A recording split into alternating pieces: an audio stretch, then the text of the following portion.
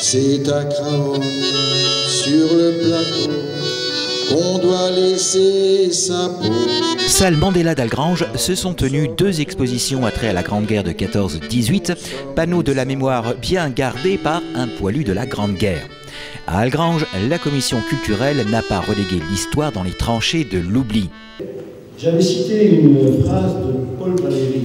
La guerre, un massacre de gens qui ne se connaissent pas au profit de gens qui se connaissent mais qui ne se massacrent pas. Des millions d'hommes et de femmes sont morts sans se connaître pour des raisons qui étaient dues à la soif de domination de ceux qui se connaissent. Les causes ne sont pas à chercher dans l'assassinat de l'archiduc héritier d'Autriche qui ne fut qu'un prétexte. Savez-vous que l'ordre de mobilisation en France fut imprimé en 1904, 10 ans avant. La date d'une éventuelle entrée en conflit était restée blanche. Le mot qui traduit ce conflit est boucherie. Du 5 au 12 mai, la salle Mandela recevait donc l'exposition itinérante La Grande Guerre concoctée par l'association Les Amis d'Adrien Prince, ainsi que celle de M. Raymond Wadlinger d'Algrange, comportant quant à elle des aspects peu traités, comme par exemple l'aviation lors du premier conflit mondial. Alors, en tout, il y a 120 planches et il y a plus de 300 photos de répertoriées sur la Grande Guerre. Toutes les planches de photos qui sont plastifiées et travaillées à l'ordinateur, c'est l'historique de 14 jusqu'en 18 avec toutes les étapes. Ensuite, les photos plastifiées qui ont été répertoriées, c'est surtout sur le plan de l'aviation, où on ne trouve pas énormément d'expositions où il parle de l'aviation de 14-18, qui était un grand événement pour voir visionner sur les tranchées les positions et donner les positions à l'artillerie pour qu'elle puisse effectuer des tirs bien précis.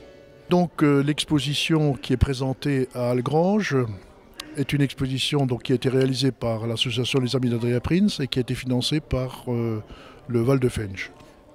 C'est une exposition itinérante donc, qui circule dans toutes les communes du Val de Fensch. Donc aujourd'hui c'est Algrange. Alors cette exposition elle est composée de 4 parties.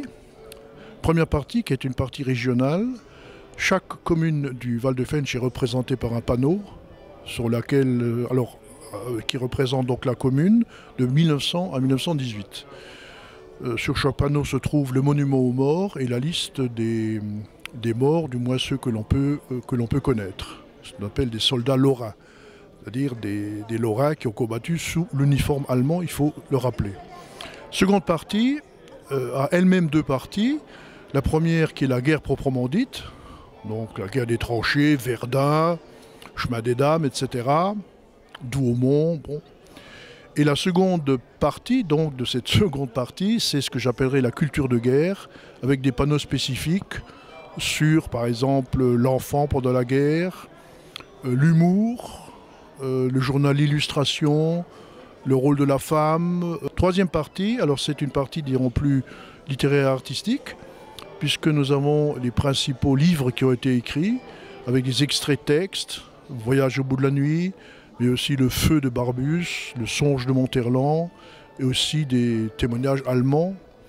Et la dernière partie, eh bien, elle se réduit à 2 panneaux. Il s'agit des lettres d'un poilu, le poilu Victor Courbion. C'est un travail d'édition que notre association a réalisé, qui a donc retrouvé des lettres d'un poilu qui fait sa guerre de Verdun jusque dans les camps de l'Allemagne du Nord. À Craonne, sur le plateau, qu'on doit laisser sa peau, car nous sommes tous condamnés, nous sommes les sales